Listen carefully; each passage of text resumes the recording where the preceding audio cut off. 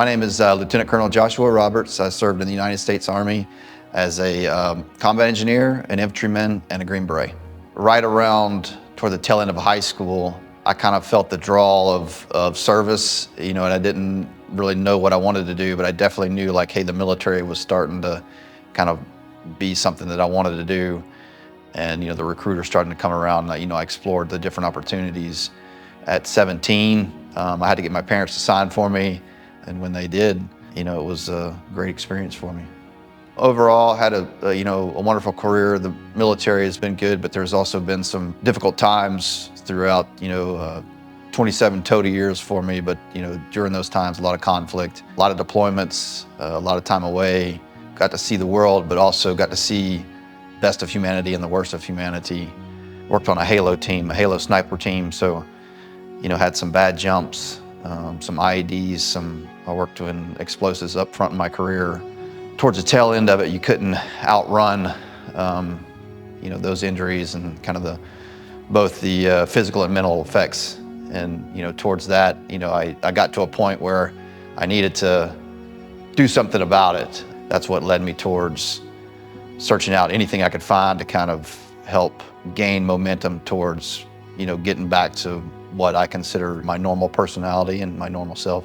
I think my initial thought process was, this was just something I was gonna have to live with and, just deal with it as it comes and kind of go from there. Realistically, for, my situation, or situations, it was most of them in combat and then, some in the training environment. But in combat, I mean, you don't think about any of that. You're just worried about, the initial on-ground time, your teammates and, that situation that's happening right then and there.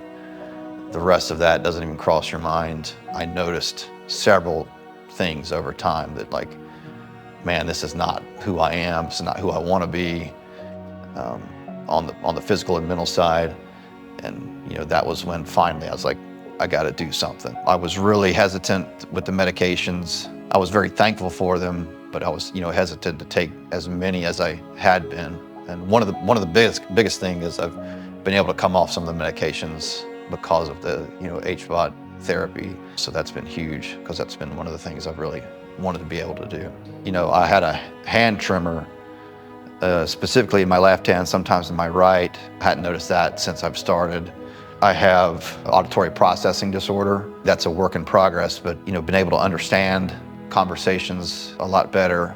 I wear hearing aids, and that helps with the hearing, but the processing part, the brain fog has lifted, and I continue to feel better about that. Communication with my kids and my wife, I mean, that's huge because I don't have to say, can you say that one more time, which is frustrating for me and for them.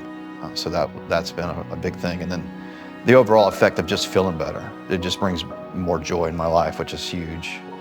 I've really put a beating on my body over the last 27 years in the military. So it's nice to know I'm doing something now actively towards kind of healing that process and, what the chamber does for you. I felt like I wasted way too many, years of trying to figure things out. Nobody's going to take care of your body except for you, and you've got to put that effort towards it. And if not for yourself, for your family, it's for the people that you love, the people around you, because it will help. We have a huge issue in the soft community with suicide rates, family issues, divorce rates. It's tough, and I've seen it firsthand, with the challenges that we have for those career soldiers. You lose innocence for that. You trade innocence for experience, which is not necessarily a bad thing, but it takes its toll over those years, and you're operating at a level that is, for those years, that it's hard to come off of. And it's allowed to kind of even it out, which is huge.